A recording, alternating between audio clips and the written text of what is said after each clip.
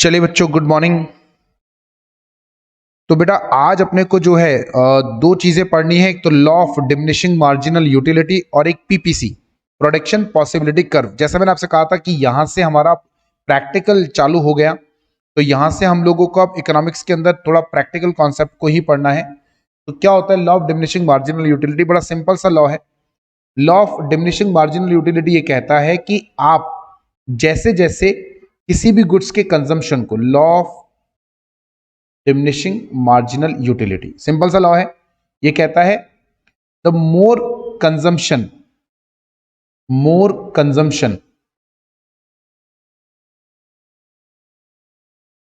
we do for any commodity, the more consumption we do for any commodity, its utility gets down. Although ऐसा नहीं है कि from beginning it gets down, the utility first increases, the utility first increases, then becomes constant and then start decreasing. इसका मतलब क्या है? इस पूरे लॉ का मतलब क्या है? पहले एक एग्जांपल समझो। क्या बोल रहे हैं? जैसे मान लीजिए आपको बहुत तेज भूख लगी हुई है। मैं ये वाला एग्जांपल देता हूं, इसके बहुत सारे एग्जांपल हो सकते हैं अलग अलग। आप किसी भी कमोडिटी को यूज करके एग्जांपल बना सकते हैं। बहुत सिंपल सा एग्जांपल है। आपको बहुत तेज भूख लग रही है, बहुत ज्यादा, इतनी ज्यादा कि आपसे रहा नहीं जा रहा। अभी ऐसे टाइम पर आपको कोई एक केला खाने के लिए दे, तो भाई साहब आपको तो ऐसा लगेगा जैसे जन्नत मिल गई। लेकिन मालूम है होगा क्या? जैसे आपने एक केला खाया ना, आपकी भूख और ज्यादा बढ़ जाएगी, क्योंकि आपको पहले बहुत भूख लग रही थी। एक केला खाने से आपका सेटिस्फेक्शन थोड़ा सा है, लेकिन उससे तो और ज्यादा सेटिस्फेक्शन आ गया। तो पहले केले की यूटिलिटी जो थी, फॉर एग्जाम्पल पहली यूनिट या पहला जो केला खाया उसकी यूटिलिटी 10, फॉर एग्जाम्पल मान रहा हूं। अभी आपको एक और केला दिया गया, इसकी यूटिलिटी मालूम है इससे भी ज्यादा होगी, 12। फिर आपको तीसरा केला दिया गया, इसकी यूटिलिटी और ज्यादा है, ठीक है ना? क्योंकि जैसे जैसे आप बढ़ती जा रही है ना, आप वैसे वैसे आपको उससे सेटिस्फेक्शन मिलता रहेगा और सेटिस्फेक्शन आगे आता रहेगा। तो पहले केले से आपको सेटिस्फेक्शन मिला 10, दूसरे से 12, तीसरे से आपको 15 मिला। लेकिन अब आपका पेट भरना चालू हो गया। 3 केले खाने के बाद आपको थोड़ा सा कंफर्ट लग रहा है। आपको हमने बोला कि एक केला और। आपने कहा नहीं नहीं अब नहीं, मैंने कहा एक केला तो और। चलो ठीक है भाई, खा लेते हैं। एक केला और खा लिया, लेकिन इस केले से जो आपको यूटिलिटी मिली ना, वो यूटिलिटी बहुत ही कम होगी। पांचवा केला आपको खाने के लिए दिया, पांचवा केला खाने के लिए अगर आपको दिया, नहीं भाई साहब अब तो नहीं चाहिए ही नहीं, फिर भी आपने खा लिया जैसे तैसे करके। छठे केले में तो भाई साहब आपको उल्टी होने लग जाएंगी। अब जो आपको यूटिलिटी मिल रही है ना, वो रह गई 7। अब आप ध्यान से देखो, अगर मैं इसमें मार्जिनल यूटिलिटी की बात करूं, मार्जिनल मतलब एडिशनल यूटिलिटी, पहले वाले में तो पूरी 10 थी, क्योंकि लाजमी सी बात है आपको उस समय जो यूटिलिटी मिली वो 0 से 10 पर आई। फिर आपको कितनी मिली? 2, फिर 3, देखो इंक्रीज हो रहा है। लेकिन फिर उसके बाद में मिली 4, it is increasing. At this stage it start diminishing. देखो 11 से 10 हो गई, -1 हो गई। -1 मतलब चलो, आप चाहते तो यहां पर एक स्टेप और बना सकते थे। मैं इसको 15 कर देता, इसको 12 कर देता, इसको मैं 8 कर देता हूं, तो ये थोड़ा सा और अच्छा हो जाएगा। यहां पर आपकी मार्जिनल यूटिलिटी 0 है, यानी जब चौथा केला आपने खाया तो उसको अगर आप नहीं खाते तो भी कोई फर्क नहीं पड़ रहा था, खा लिया तो भी कोई फर्क नहीं पड़ा। लेकिन यहां आकर तो आपकी मार्जिनल यूटिलिटी क्या हो गई बेटा? डाउन हो गई। ये होता है डिमिनिशिंग मार्जिन, और ये हर चीज में लगता है। पानी के लिए भी लगेगा, किसी भी चीज के लिए। आप इस law of diminishing marginal utility का सबसे अच्छी बात यह है कि ये law luxury, non luxury, necessity सब पे लागू होता है। ऑलमोस्ट कुछ एक दो चीजों को छोड़ के सब चीजों पे लागू होगा। आपको अगर आप बहुत लग्जरियस जो है लाइफ जीना चाहते हैं और आपको पहली मर्सिडीज मिले, बड़ा मजा आएगा। एक और मिली आपको BMW, आपको बहुत अच्छी लगेगी। फिर आपको एक और मिली, ये और अच्छी लगेगी। धीरे धीरे आप ना उसके आदी हो जाओगे। लग्जरी गाड़ियों के आप आदी हो गए, आपको और मर्सिडीज देते जाएंगे। 15 मर्सिडीज इकट्ठी कर लोगे तो भी कोई फर्क नहीं पड़ने वाला। अब तो law of diminishing marginal utility आपको ये कहता है कि the moment your consumption increases for any particular commodity, the utility which you used to get, additional benefit जो हमें मिलता है वो डिक्रीज होता जाएगा. That is called as law of diminishing marginal utility. देखें, the law of diminishing marginal utility explains common experience of every consumer. It is based upon the characteristics of wants. That is, a particular want is suitable according to this law. ये तो मैं हटा देता हूं.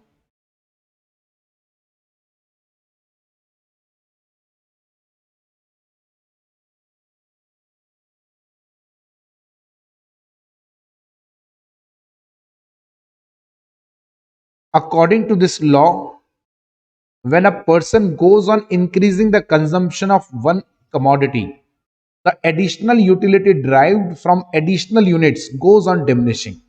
It is called diminishing marginal utility. जैसा आपने भी देखा कि जैसे जैसे हम लोग एडिशनल यूनिट बढ़ाते गए, यहां पर हमने एक एक यूनिट हम बढ़ाते गए. ये बेटा एक और एक, ये वन ही है, ये तो तीन नहीं है, एक एक ही है. ये तो मैं तीसरा चौथा ऐसे लिख रहा था. आप जितनी बार यूनिट बढ़ाते जा रहे हो, एक एक यूनिट आप एड ऑन करते जा रहे हो, हर बार आपका जो यूटिलिटी है वो क्या होती जा रही है, एडिशनल यूटिलिटी वो डाउन होती जा रही है. This is called law of diminishing marginal utility. Her additional unit आपको जो बेनिफिट देगी वो पहले से कम देगी. ठीक है बेटा, ये क्या कहलाता है, law of diminishing marginal utility. आगे देखो, the law of DMU was firstly propounded by H. Gaussen in 1854. So it is also called as Gausson's first law of consumption. The law of DMU was developed by Alfred Marshall. देखो यहां पे कुछ इस law से related concept और उन्होंने एक बड़ा अच्छा सा टेबल बनाकर समझाया. I hope law of diminishing marginal utility आपको समझ में आ रहा होगा. बड़ा सिंपल सा लॉ है. पहला है टोटल यूटिलिटी. बेटा टोटल यूटिलिटी का मतलब the total amount of the satisfaction obtained by the consumer by consumption of total units. मैं अपने वाले एग्जांपल को अगर उसमें कन्वर्ट करूं तो देखो यहां पर हम टोटल यूटिलिटी कैसे निकालेंगे बेटा, देखना जरा. जैसे इसका चार्ट अगर हम प्रॉपर्ली बनाएं तो फर्स्ट यूनिट पर आपकी टोटल यूटिलिटी थी 10, 2 यूनिट्स की टोटल यूटिलिटी 22, 3 की टोटल ये जो तीसरे से आपको 15 और मिल रही है, तो टोटल यूटिलिटी कितनी हो गई, 37. ठीक है ना. चौथे पे ये हो गई 52, फिर हो गई 64, फिर हो गई 64 प्लस 8 72. अब अगर हम लोग एडिशनल निकालेंगे बेनिफिट तो कितना आ रहा है, देखो यहां पर शुरू में 10, 12, फिर आ रहा है 15, फिर 15 ही आ रहा है, फिर आ रहा है 12 और फिर आ रहा है 8. यानी ये जो मार्जिनल यूटिलिटी आपकी आ रही है ये है, टोटल यूटिलिटी ये है, ये यूनिट्स है. ठीक है ना, इसको हटा देते हैं यहां से. So this is how. अब आप अगर मार्जिनल यूटिलिटी को ध्यान से देखोगे तो जैसे जैसे एडिशनल यूनिट बढ़ती जाएगी, अब मैं इसमें अगर एडिशनल निकालूं, एडिशनल मतलब यहां पर आपकी एक यूनिट बढ़ी तो आपकी यूटिलिटी कितनी बढ़ी, 12 हो गई. ठीक है ना, देखो एक यूनिट बढ़ी 12 हो गई. यहां पर एक यूनिट और बढ़ी, ये कितनी हो गई 15, फिर एक और बढ़ी 0 रही. ठीक है ना, 15, फिर एक और बढ़ी 12, ऐसे. तो एडिशनल यूनिट एक एक बढ़ती जा रही है और मार्जिनल यूटिलिटी शुरू में तो बढ़ रही है लेकिन धीरे धीरे कम हो रही है. तो टोटल यूटिलिटी मतलब कुल यूनिट्स को कंज्यूम करने से जो यूटिलिटी आती है उससे हम लोग क्या बोलते हैं बेटा, टोटल यूटिलिटी बोलते हैं. देखो, it is a total amount of the satisfaction obtained by the consumer by consumption of total units of a thing. किसी भी गुड्स की टोटल यूनिट्स को कंज्यूम करने से जो बेनिफिट मिलता है उससे हम क्या बोलते हैं, total utility. The sum of marginal utility is also called total utility. इसको मैं अभी नहीं बता रहा, इसको आज बताऊंगा. What is marginal utility. देखो टोटल यूटिलिटी का फॉर्मूला क्या है, समेशन ऑफ मार्जिनल यूटिलिटी. बेटा थोड़ी देर में समझाता हूं. मार्जिनल मतलब additional utility obtained by consumer by consumption of additional unit और अ थिंग और वन मोर यूनिट और a thing. The change in the total utility is called the marginal utility. ये देखो पहली यूनिट पे 40, दूसरी पर पहली यूनिट को कंज्यूम करने से 40, 2 यूनिट को कंज्यूम करने से 70, तो एडिशनल कितनी मिली, एडिशनल दूसरी यूनिट को कंज्यूम करने से एडिशनल कितनी मिली 30। पहले वाले में 40 क्यों आ रही है, क्योंकि इससे पहले 0 था, तो 0 यूनिट कंज्यूम करी, 0 यूटिलिटी, 0 से मैंने 1 यूनिट बढ़ाई, तो यूटिलिटी भी आपकी 0 से 40 हुई, तो मार्जिनल यूटिलिटी कितनी आएगी 40। आपने 3 यूनिट कंज्यूम करी, उससे टोटल यूटिलिटी मिलती है 90, यानी अगर आपने सेकंड से 1 यूनिट बढ़ाई तो आपकी यूटिलिटी सिर्फ 20 ही बढ़ी। ठीक है, 3 से आपने 4 करा तो टोटल यूटिलिटी 90 से 100 हो गई, यानी चौथी यूनिट से आपको सिर्फ 10 का ही बेनिफिट मिल रहा है। 4 से 5 करा तो पांचवी यूनिट बढ़ाने से आपको कोई फर्क नहीं पड़ा, जहां के थे वहीं पे रहे, यूटिलिटी 0, मार्जिनल यूटिलिटी 0। 6 हुआ, टोटल यूटिलिटी कम हो गई -10, राइट। तो this is called marginal utility. अब आप समझो जरा ध्यान से, अगर आप मार्जिनल यूटिलिटी का टोटल करोगे ना बेटा, तो आप किस पर पहुंच जाओगे, आप इस पर, ये टोटल यूटिलिटी देखो। आज अगर आप किसी भी यूनिट पे निकाल लो, आप किसी भी यूनिट पर, फॉर एग्जांपल अगर आपसे कोई पूछे 2 यूनिट के ऊपर, 2 यूनिट्स पर टोटल यूटिलिटी बताओ, ठीक है ना, आप इसको मत देखो, ये वाले को छोड़ दो आप जरा थोड़ी देर के लिए, आप सिर्फ क्या देखो, हमने क्या बोला, टोटल यूटिलिटी का फॉर्मूला कैसे, total utility is equals to summation of marginal utility. ये भी फॉर्मूला लगता है ना, जितनी भी मार्जिनल यूटिलिटी उसको जोड़ दो तो आप टोटल यूटिलिटी पर आ जाओगे। देखो, पहली यूनिट पर आपसे कोई पूछे 2 यूनिट पर टोटल यूटिलिटी बता, 2 यूनिट पर टोटल यूटिलिटी कितनी है, 40 + 30 = 70। आपसे कोई पूछे 4 यूनिट पर टोटल यूटिलिटी बताओ, हमने क्या बोला, समेशन ऑफ मार्जिनल यूटिलिटी 40 + 30 + 20 + 10 कितना आएगा, 70 × 100। आपसे कोई पूछे 6 यूनिट पर टोटल यूटिलिटी बताओ, 40 + 30 + 20 + 10 + 0 - 10 90 आएगा। देखो आप, तो total utility is summation of marginal utility. देख लो इतना ही आ रहा है क्या, 2 यूनिट पर कितना है 70, 4 पे कितना है 100, 6 पे कितना है 90। अच्छा, मार्जिनल यूटिलिटी का फॉर्मूला क्या होता है, मार्जिनल यूटिलिटी का फॉर्मूला इट इज, ध्यान से सुनना, बड़ा सिंपल सा फॉर्मूला है। टोटल, जैसे आपको मार्जिनल यूटिलिटी निकालना है तीसरे नंबर पे, तो मार्जिनल यूटिलिटी मतलब total utility at fourth minus total utility at 3। अगर आपको marginal utility at fourth unit निकालनी है, तो यदि आपको marginal utility at third unit निकालनी है यहां पे, तो इस वाली टोटल यूटिलिटी में से ये यूटिलिटी लेस कर दो। देखो, total utility at 3 minus total utility at 2, this is how we calculate the marginal utility. आ रही बात समझ बेटा? यहां तक कोई डाउट अगर है तो बताएं, यहां तक अगर कोई डाउट है तो बताएं। सो मार्जिनल, डिमिनिशिंग मार्जिनल यूटिलिटी वाला लॉ क्या बोलता है, डिमिनिशिंग मार्जिनल यूटिलिटी वाला लॉ बोलता है कि जैसे जैसे किसी भी गुड्स का कंजम्पशन बढ़ता जाएगा, वैसे वैसे उसकी जो टोटल यूटिलिटी है वो कम होती जाएगी। और अगर हम ऐसे बोलें कि जितनी भी एडिशनल आपको बेनिफिट मिल रहा था, या जितनी भी आपको एडिशनल यूटिलिटी मिल रही थी, वो शुरू में इंक्रीज होगी और धीरे धीरे धीरे धीरे धीरे वो यूटिलिटी कम होती जाएगी, जैसा यहां हो रहा है। शुरू में आपकी मार्जिनल यूटिलिटी बढ़ती है लेकिन बाद में कम होती जाती है, या ऐसे बोले, शुरू में टोटल यूटिलिटी बढ़ती जाएगी और बाद में कम होगी, तो मार्जिनल यूटिलिटी डिक्रीजिंग स्टेज पर रहेगी। क्या यहां तक बात समझ में आ गई बेटा अच्छे से? लेकिन अब इसमें सबसे ज्यादा गौर करने की बात क्या है बेटा, सबसे ज्यादा गौर करने की बात यह है कि जो आपकी मार्जिनल यूटिलिटी है वो हमेशा कंटिन्यूसली आपको डाउनफॉल पे नजर आएगी। ठीक है बेटा, देखो जैसे यहां पे टोटल यूटिलिटी तो बढ़ रही है 40 से 70, 70 से 90, लेकिन मार्जिनल यूटिलिटी कम हो रही है।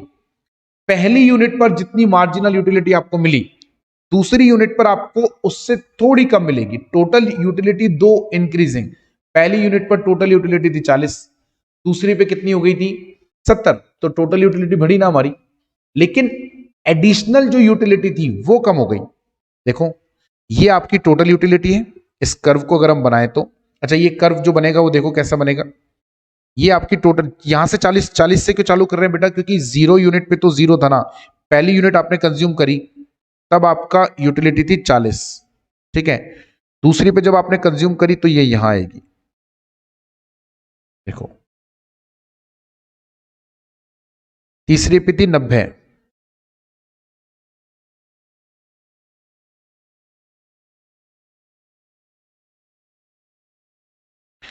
चौथी पे थी 100।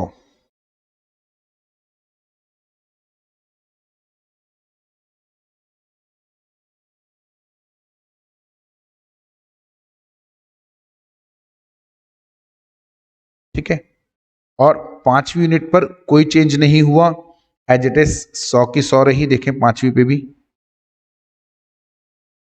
6 पे 90 हो गई।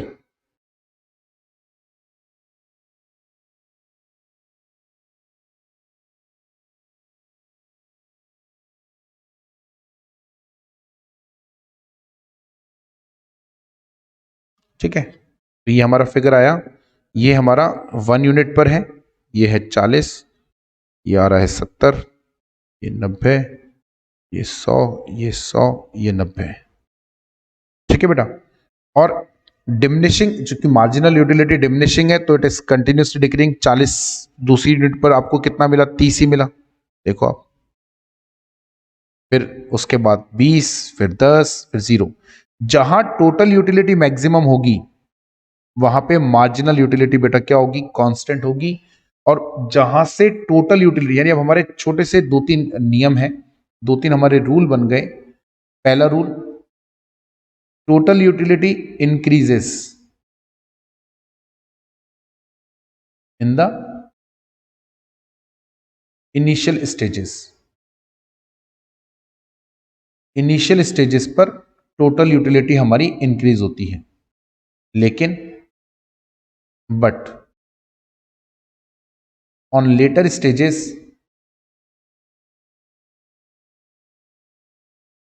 It decreases. यानी शुरू में ये इंक्रीज होगी, धीरे धीरे धीरे धीरे धीरे धीरे ये डिक्रीज होनी चालू हो जाएगी, कम होती चालू होनी जाएगी। ठीक है बेटा,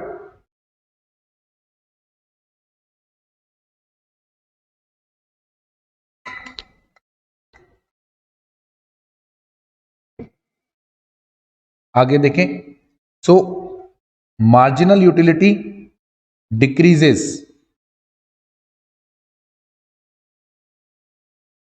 from second unit on onwards. Second units and onwards से ये डिक्रीज होनी चालू हो जाती है। तीसरा, where total utility is maximum,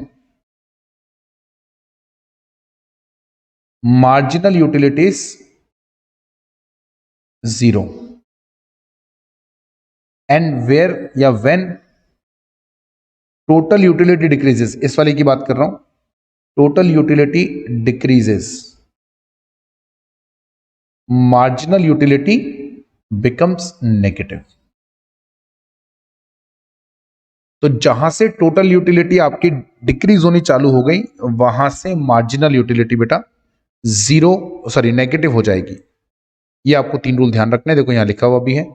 when total utility increases the marginal utility diminishes. So total utility curve moves upward from left to right. ये हमारा टोटल यूटिलिटी कर्व है, देखो this is moving right from here, तो धीरे धीरे increase होगा। And MU curve slope downwards, क्योंकि जब जब टोटल यूटिलिटी बढ़ेगी तो मार्जिनल यूटिलिटी कम होगी। टोटल यूटिलिटी बढ़ती जाएगी, मार्जिनल यूटिलिटी कम होती जाएगी। However, this is only true when law of diminishing marginal utility operates. Initially, if it may be happen that marginal utility might be rising along with the total utility curve for a particular commodity. ये जो मैंने आपको यहां पर एक curve बना के बताया था कि कभी कभी ऐसा भी होता है, ठीक है ना, कभी कभी ऐसा भी होगा कि आपकी मार्जिनल यूटिलिटी भी शुरू शुरू में इंक्रीज होगी। देखो ये वाला जो केस लिया था ना हमने, यहां आपकी देखो, अभी हम लोग रियल क्या पढ़ रहे हैं, टोटल यूटिलिटी इंक्रीज होती है और मार्जिनल यूटिलिटी डिक्रीज होती है। बट कुछ एक कमोडिटी बेटा ऐसी भी होंगी जिनमें शुरू में टोटल यूटिलिटी भी इंक्रीज हो रही है, मार्जिनल यूटिलिटी भी इंक्रीज हो रही है, टोटल यूटिलिटी भी इंक्रीज हो रही है, मार्जिनल यूटिलिटी भी, और एंड तक टोटल यूटिलिटी इंक्रीज ही हो रही है, लेकिन मार्जिनल यूटिलिटी धीरे धीरे धीरे धीरे धीरे डिमिनिश होनी चालू हो जाती है। ठीक है, ये उन कमोडिटीज में होता है जिनमें सेटिस्फेक्शन बहुत लंबे टाइम के बाद आता है।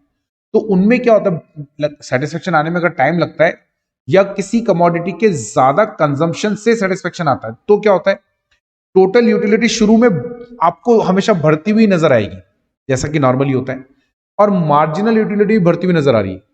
टोटल यूटिलिटी बहुत आगे जाकर डिक्रीज होनी चालू होती है, वहां से मार्जिनल यूटिलिटी गिरेगी। फिर उसके बाद में तो ये ऑलमोस्ट ऐसे चलते हैं, टोटल यूटिलिटी ऐसे चल रहा है, मार्जिनल यूटिलिटी का कर्व ना ऐसे घूमता है, फिर एक स्टेज के बाद में डिक्रीज होगा। मेरी बात सुन, मेरी चार्ट बना के समझाऊं, इसको ऐसे समझो, मैं दोनों कर्व समझा देता हूं आपको एक बार दोबारा प्लेन पेपर पे।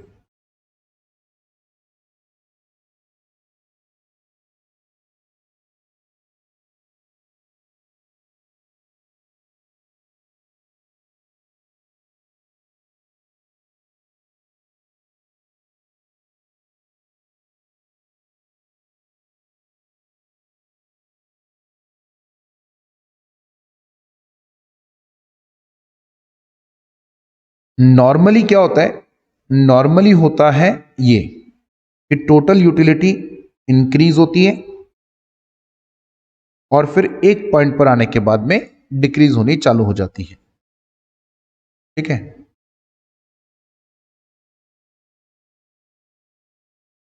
टोटल यूटिलिटी हमेशा, यानी जिस पॉइंट पर ये मैक्सिमम होगी,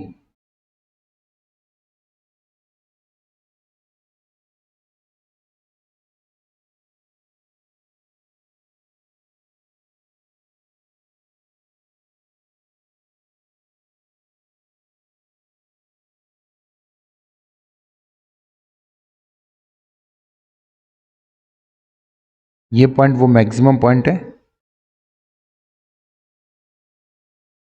इसको भी थोड़ा सा और सही कर देते हैं।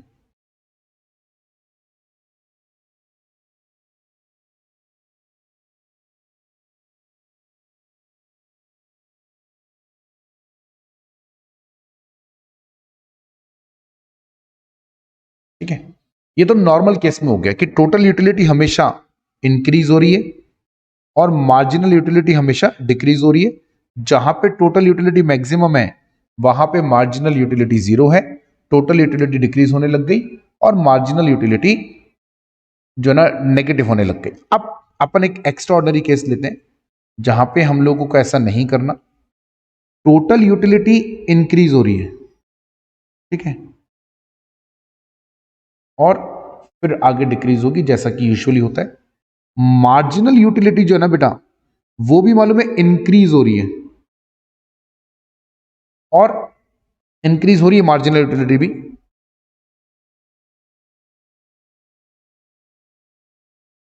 और उसके बाद में इट स्टार्ट्स डिक्रीजिंग।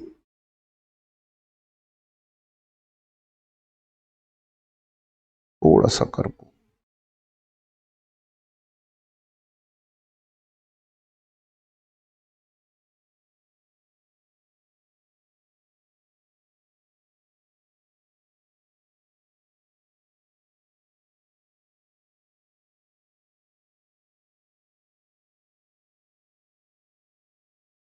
ये देखो यहां पे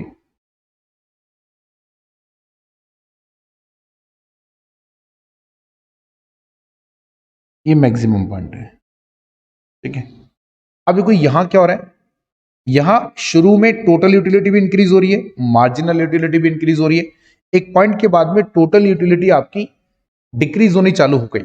मार्जिनल यूटिलिटी इंक्रीज हो रही है बट टोटल यूटिलिटी डिक्रीज होनी चालू हो गई, और after a particular point total utility negative ही हो गई आपकी।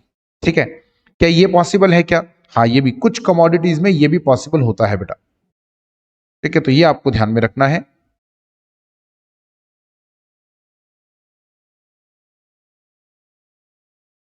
आगे देखें, when total utility reach the maximum then the marginal utility is zero. At this point TU curve reaches at the peak and MU curve intersect x axis। ये बोल रहा है जहां पे टोटल यूटिलिटी मैक्सिमम है वहां पे वो बिल्कुल टॉप पर आएगा, और मार्जिनल यूटिलिटी कर्व जो है वो ये इंटरसेक्ट करेगा, एक्स कर्व को इंटरसेक्ट करेगा एट दिस स्टेज। तो जो ओ एक्सेस हमारा कर्व है वो ओ एक्सेस कर्व इस पॉइंट पर इंटरसेक्शन में आएगा। When the total utility goes on diminishing, then marginal utility becomes negative। So the total utility curve slopes downwards and mu curve crossed at axis. Assumptions क्या है? अब इस डिमिनिशिंग मार्जिनल यूटिलिटी वाले law में हमें assumptions क्या लेने हैं? देखो, सबसे पहला assumption है the all units are homogeneous, क्योंकि देखें अगर आप सिमिलर यूनिट, जैसे आप खाना खाते हैं, खाना खाते समय आपको बहुत तेज भूख लगी है, आपने पहली रोटी खाई तो आपको थोड़ी सी भूख और ज्यादा लगी, आपने जब दूसरी रोटी खाई तो उससे शायद आपको यूटिलिटी बढ़ी होगी, अनडाउटेडली। मार्जिनल यूटिलिटी शायद उतनी नहीं बढ़ी होगी, लेकिन यूटिलिटी बढ़ी होगी। तीसरी यूनिट पर आपकी टोटल यूटिलिटी और बढ़ी होगी, लेकिन कम, यानी मार्जिनल यूटिलिटी कम आई होगी।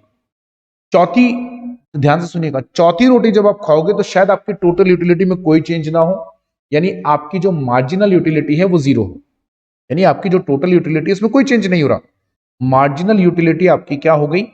जीरो हो गई। लेकिन अगर इस चौथी रोटी की जगह हम आपको कोई मिठाई खाने के लिए दें तो उससे जो यूटिलिटी आएगी वो जीरो नहीं होगी। ये बात आप ध्यान रखिएगा, क्योंकि कमोडिटी चेंज हो गई।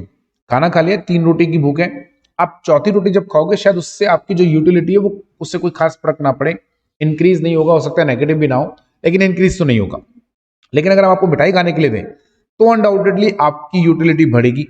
तो कमोडिटी डिमिनिशिंग मार्जिनल यूटिलिटी वाला जब लॉ लगता है वो तब लगता है जब यूनिट्स क्या होती हैं? होमोजीनियस होती हैं। The units must be of reasonable size. सारी यूनिट्स, देखो अगर आप कोई पर्टिकुलर यूनिट को बहुत छोटा कर दोगे, जैसे हमने आपको 4 रोटी खाने के लिए दी, हमने आपको कहा कि डिमिनिशिंग मार्जिनल यूटिलिटी होता है, पहली रोटी में जो यूटिलिटी मिली, सेकंड रोटी से जो यूटिलिटी मिलेगी वो पहले वाले से कम होगी।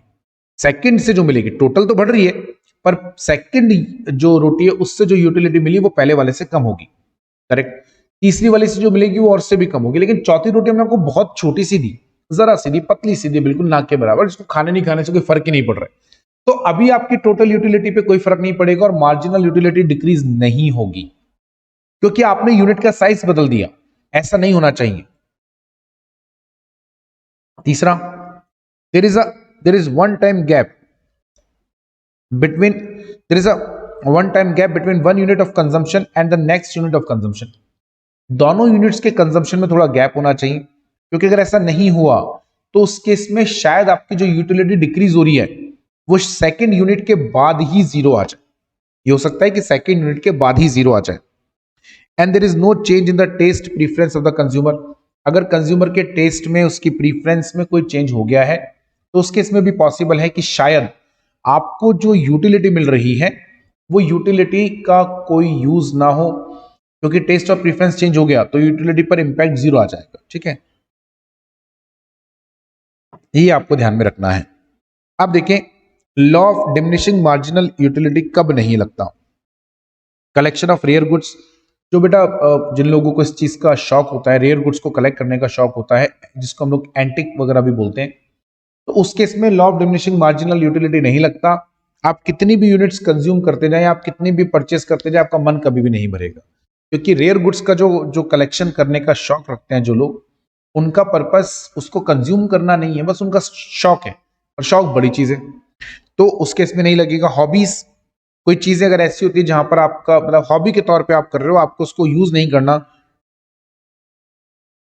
कोई आदमी खाना हॉबी के लिए नहीं खाता, ठीक है ना, लेकिन आप हो सकता है शायद, जैसे कई लोगों को पुराने सिक्के कलेक्ट करने का शौक होता है, तो इस तरह की चीज हो सकती है।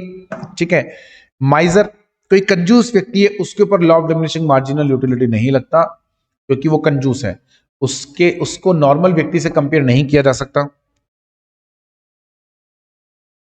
मनी एंड गोल्ड, उससे तो किसी का मन नहीं भरता, मनी एंड गोल्ड से कभी भी डिमिनिशिंग मार्जिनल यूटिलिटी नहीं आती। रीडिंग और बुक्स, ये आपकी हॉबी में आ गया, वैसे तो अलग से जरूरत नहीं थी। इंपॉर्टेंस कहां पर इसकी जरूरत पड़ती है? सबसे पहले है वैल्यू पैराडॉक्स। वैल्यू पैराडॉक्स, जब हमें गुड्स की वैल्यू कैलकुलेट करनी होती है कि जो गुड्स हम परचेस कर रहे हैं या जो हम कंज्यूम कर रहे हैं उसकी क्या यूटिलिटी रहेगी, उसका वैल्यू क्या रहेगा हमारे लिए, तो उसका वैल्यू कैलकुलेट करने के लिए भी मार्जिनल यूटिलिटी के नियम को यूज किया जाता है। बेसिस ऑफ इकोनॉमिक लॉ, हमको अपनी जो इकोनॉमिक लॉस क्रिएट करना है, क्योंकि आगे हम लोग डिमांड सप्लाई के और प्रपोर्शनेट बहुत सारे रूल पढ़ने वाले हैं, वहां पर इसका यूज आएगा। फाइनेंस मिनिस्टर के लिए इसका यूज रहता है, क्योंकि उन लोगों को ये असेस करना होता है कि कौन सी गुड्स का प्रोडक्शन हमें कितने हद तक करना है, अगर किस गुड्स का कंजम्पशन लोगों को कितना रिक्वायर्ड होगा, कहाँ से उनकी यूटिलिटी डाउन होने लग जाएगी, उस समय उसके हिसाब से बजट तैयार किया जाता है। एंड रीडिस्ट्रीब्यूशन ऑफ वेल्थ, जब किसी भी व्यक्ति के लिए किसी गुड्स की इंपॉर्टेंस खत्म होने लग जाती है तो वहां से उस गुड्स का रीडिस्ट्रीब्यूशन हो जाना जरूरी होता है, क्योंकि वहां से उस गुड्स का यूज उस व्यक्ति के लिए अब बिल्कुल भी नहीं रहा जिसमें डिमिनिशिंग मार्जिनल यूटिलिटी आ गई। जैसे हम लोग फॉर एग्जांपल हम खाने वगैरह की बात करते हैं, अगर आपके लिए यूटिलिटी खत्म हो चुकी है तो इट्स बेटर कि उस गुड्स का रीडिस्ट्रीब्यूशन हो जाना चाहिए। रीडिस्ट्रीब्यूशन का मतलब क्या है बेटा? रीडिस्ट्रीब्यूशन का मतलब है कि उस गुड्स का कंजम्पशन अब बाकी लोगों को करना चाहिए, ठीक है ना। तो इसीलिए जब हम लोग रीडिस्ट्रीब्यूशन ऑफ वेल्थ की बात करते हैं तो उसमें हम लोग क्या बोलते हैं बेटा? उसमें हम लोग आपको यही कहते हैं कि जो भी गुड्स आपने कंज्यूम करी उसकी वैल्यू अगर किसी पर्सन के लिए खत्म हो गई है, इट शुड बी रीडिस्ट्रीब्यूटेड। ये आपको तब पता चलेगा जब आपको ये पता चलेगा कि उस गुड्स का या उस जो गुड्स की हम बात कर रहे हैं उसकी कितनी लिमिट पर जो है उसका डिमिनिशिंग मार्जिनल यूटिलिटी आनी चालू हो गई। So this is called law of diminishing marginal utility. Most important law में से एक है, most important law of economics, तो आपको बहुत अच्छे से पढ़ के जाना है। Law of diminishing marginal utility. Demand forecasting देखें अब, डिमांड फॉरकास्टिंग कैसे होती है? The success of the business firm depends upon the successful demand forecasting. Estimation of future demand for a product at present is called demand forecasting. बड़ा simple सा है, किसी भी गुड्स का फ्यूचर का एस्टिमेशन करना कि फ्यूचर में इसकी कितनी गुड्स सेल होंगी या कितनी सेल रहेगी, उसको कहा जाता है demand forecasting. Methods of demand forecasting क्या क्या है? एक्सपर्ट ओपिनियन मेथड, जो लोग उस सेल्स के उस प्रोडक्ट के एक्सपर्ट्स हैं, उस प्रोडक्ट की सेल्स में जो एक्सपर्टीज कैरी करते हैं वो लोग बहुत अच्छा फॉरकास्ट कर सकते हैं। Survey of buyers intentions, buyer से हमने सैम्पलिंग बेसिस पर हमने उनसे सर्वे कराया, उनसे पूछा कि कितनी डिमांड है या वो लोग कितना परचेस करना चाहते हैं। कलेक्टिव ओपिनियन मेथड, आपने बहुत सारे लोगों से कलेक्टिवली पूछा, राइट। कंट्रोल्ड एक्सपेरिमेंट्स, आपने नॉर्मल एक्सपेरिमेंट्स करे। कंट्रोल एक्सपेरिमेंट्स का मतलब यहाँ पर वो लैब में किया जाने वाला एक्सपेरिमेंट नहीं है, यहाँ पे कंट्रोल एक्सपेरिमेंट का मतलब है कि हमने पहले गुड्स बनाकर देखी, वो बिक गई तो हमने और बनाई, वो और ज्यादा बिकी, अगली बार हमने और ज्यादा बनाया, वो भी बिक गया, फिर उसके बाद में धीरे धीरे बिकना कम हो गया। ये होता है close experiments. And last statistical methods, आपने कुछ स्टैटिस्टिकल कैलकुलेशंस करी और उन स्टैटिस्टिकल कैलकुलेशंस को करके आपने ये कैलकुलेट करा कि कितना उसका वैल्यू रहेगा या कितना आप उसको उसकी वैल्यू आपने कैलकुलेट करने की कोशिश करी कि क्या क्या डिमांड का फॉरकास्टेड वैल्यू रहेगा। ठीक है बेटा, ये आपको ध्यान में रखना है। और अब हम जाएंगे पीपीसी कर्व पे, called as production possibility curve. इसको बेटा प्रोडक्शन पॉसिबिलिटी फ्रंटियर भी बोलते हैं, एक ही बात है। आप प्रोडक्शन पॉसिबिलिटी कर्व बोलो या प्रोडक्शन पॉसिबिलिटी फ्रंटियर बोलो,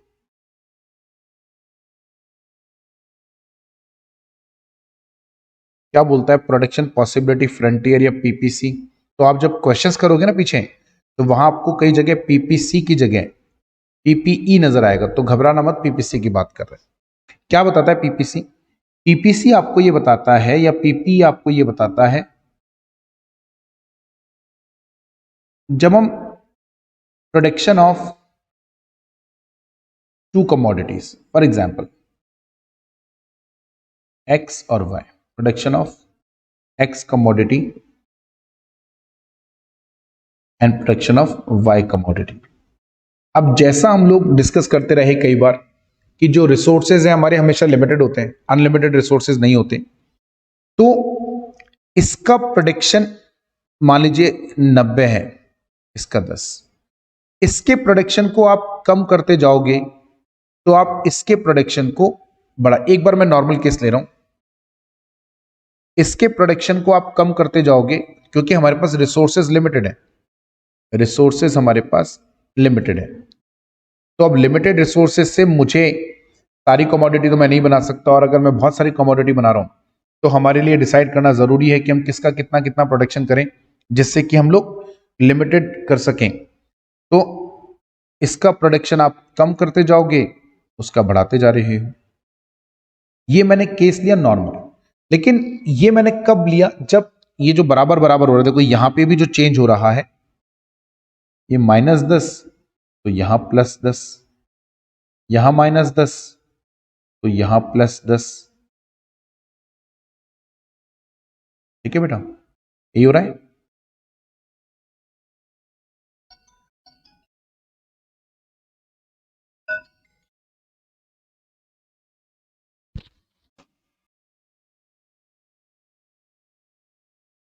तो बेटा ये वाला जो केस है ना, ये वो केस है जहां पे जो प्रोडक्शन हो रहा है वो दोनों कमोडिटी का जितना ये कम करे उतना ही। लेकिन अब ये तो हो गई आइडल सिचुएशन। ये कब होगा, जब दोनों कमोडिटी सेम नेचर की हैं, दोनों को प्रोड्यूस करने में सेम नंबर ऑफ रिसोर्सेज लगते हैं। ठीक है ना, दोनों कमोडिटीज को प्रोड्यूस करने में सेम नंबर ऑफ रिसोर्सेज लगते हैं, दोनों कमोडिटी का नेचर सेम है, दोनों कमोडिटी की स्ट्रक्चर सेम है, उस वाले केस में ये हो सकता है। लेकिन हमेशा ऐसा नहीं होता, हमेशा तो ये सिचुएशन नहीं बनेगी। क्यों नहीं बनेगी? क्योंकि दो कमोडिटी जो आप प्रोड्यूस कर रहे हो वो दोनों सिमिलर नेचर की नहीं होंगी। दोनों कमोडिटी जो आप प्रोड्यूस कर रहे हो वो हमेशा दोनों सिमिलर नेचर की नहीं होंगी, वो डिफरेंट डिफरेंट नेचर्स की होंगी। और चूंकि अगर वो डिफरेंट डिफरेंट नेचर की हैं, तो ऐसे केस में जितनी रिसोर्सेज को यूज करके आप कमोडिटी एक्स बना रहे हो, जरूरी नहीं है उतने ही रिसोर्सेज यूज करके आप कमोडिटी वाई भी बना पाओ। हो सकता है कमोडिटी वाई को बनाने में ज्यादा रिसोर्सेज लगते हो सकता है कमोडिटी एक्स को बनाने में रिसोर्सेज कम लगते हो। तो यानी अगर आज मैंने इसका प्रोडक्शन 90 से 80 करा, तो 10 यूनिट कम प्रोड्यूस करने से जो रिसोर्सेज बचेंगे, हो सकता है उससे कमोडिटी वाई की 10 की जगह 25 यूनिट बन जाए, हो सकता है 5 ही बने, क्योंकि दोनों में रिसोर्सेज बराबर नहीं रहेंगे। पीपीसी आपको यही बताता है कि it tells you the combination of goods to be manufactured, combination of goods to be manufactured. हम जो गुड्स मैन्युफैक्चर कर रहे हैं, उन गुड्स को मैन्युफैक्चर करते समय ध्यान देना जरा, उन गुड्स को मैन्युफैक्चर करते समय हम लोग कैसे कॉम्बिनेशन बनाएं जिससे कि आपकी एक यूनिट के प्रोडक्शन को कम करने से दूसरी यूनिट के या दूसरी कमोडिटी के कितने प्रोडक्शन को बढ़ाया जा सकता है।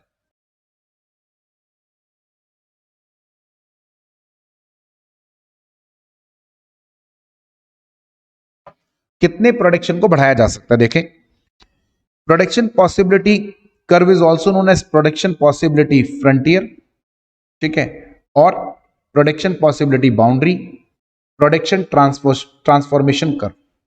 It shows you the various combinations, it shows, अरे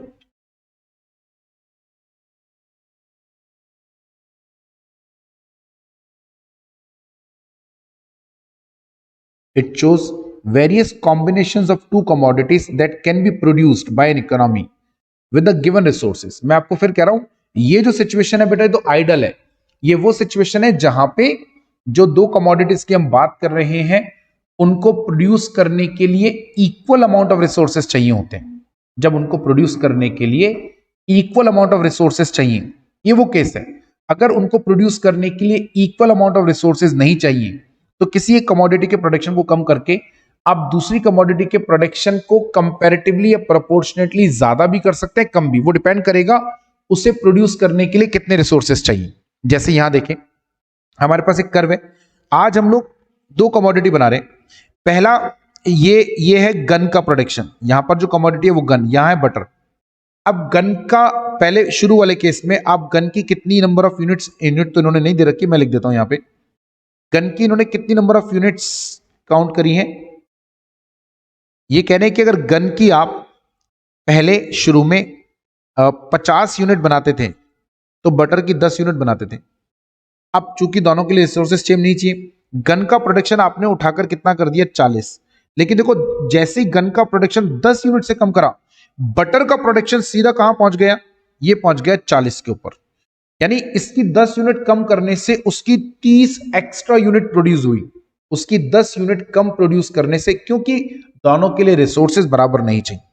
लेकिन जब आपने इसका प्रोडक्शन 40 से सीधा 10 करा, तो जरूरी नहीं है कि इसका प्रोडक्शन 40 से जैसे यहाँ पे कितना 3 गुना बढ़ा था ना, तो 120 हो जाए, ये कितना बढ़ा, ये 50 ही हुआ, है ना।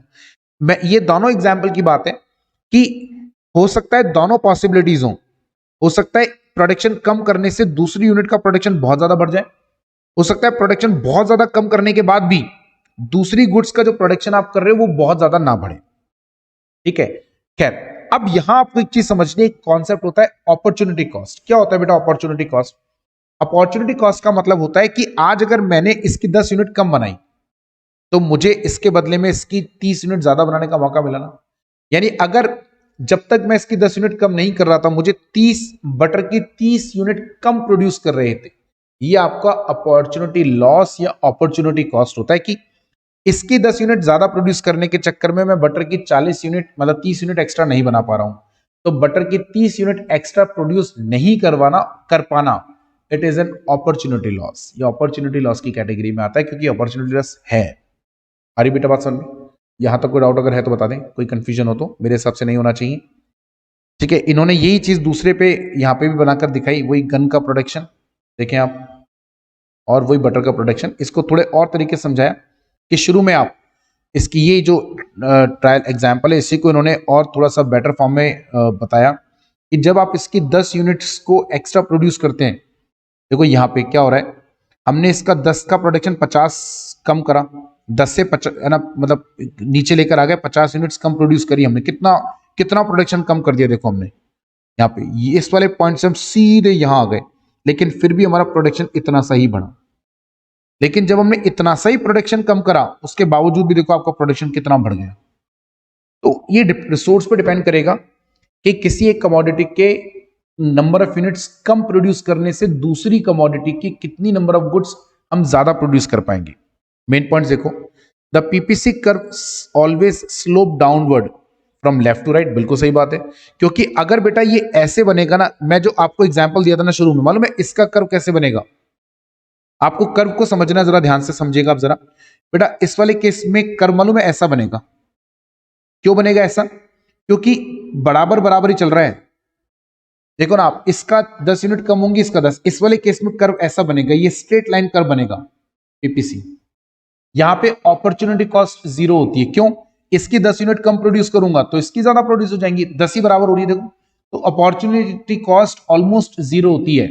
इसकी 10 कम करूंगा, इसकी 10 ज्यादा, राइट। इसकी 10 कम करूंगा, इसकी 10 और ज्यादा, इसकी 10 कम करूंगा, इसकी 10 और ज्यादा, इसकी 10 कम करूंगा, इसकी 10 और ज्यादा। तो यार अपॉर्चुनिटी कॉस्ट इज ऑलमोस्ट लगभग 0, ठीक है ना। ये कौन से वाला केस है हमारा? ये वो केस है हमारा जहां पे हम लोग, ठीक है ना, क्या कर रहे हैं, जहां पर हम लोग स्ट्रेट लाइन कर्व बना रहे हैं।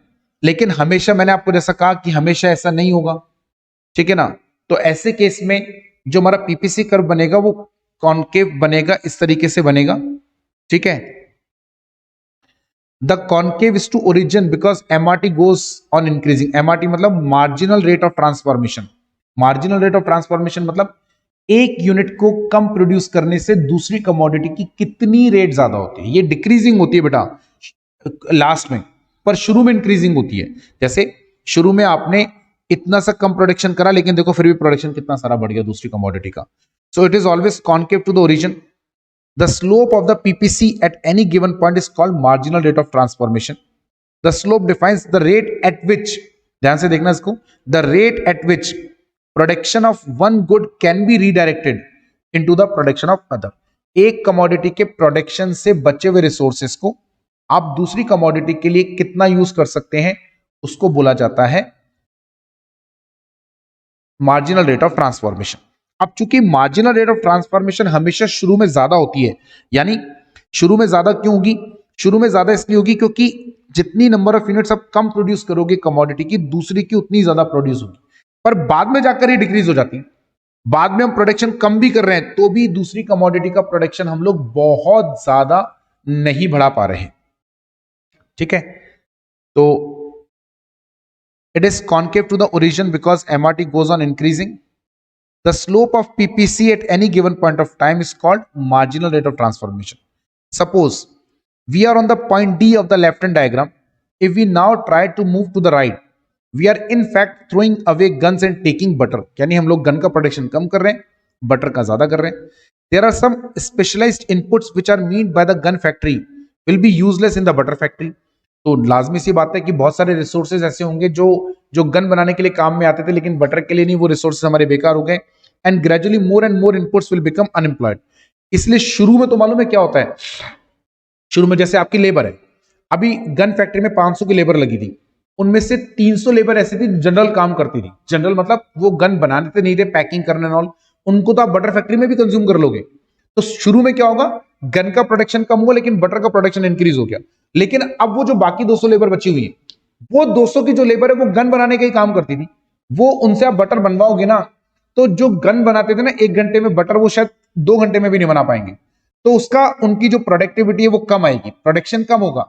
इसीलिए बाद में क्या होता है मालूम है, शुरू में तो क्या होता है कि एक यूनिट के प्रोडक्शन को कम करने से दूसरी यूनिट के प्रोडक्शन में बहुत इंक्रीज हुआ, लेकिन लेटर ऑन उस यूनिट के उस कमोडिटी के प्रोडक्शन को कम करने के बावजूद भी, ज्यादा कम करने के बावजूद भी अदर कमोडिटी का प्रोडक्शन बहुत ज्यादा इंक्रीज नहीं हो रहा.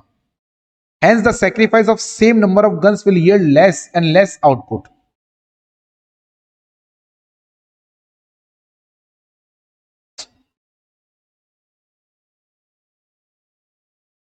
Of butter as we move to the right, and we will result in a concave curve. In other words, the marginal rate of transformation will be falling.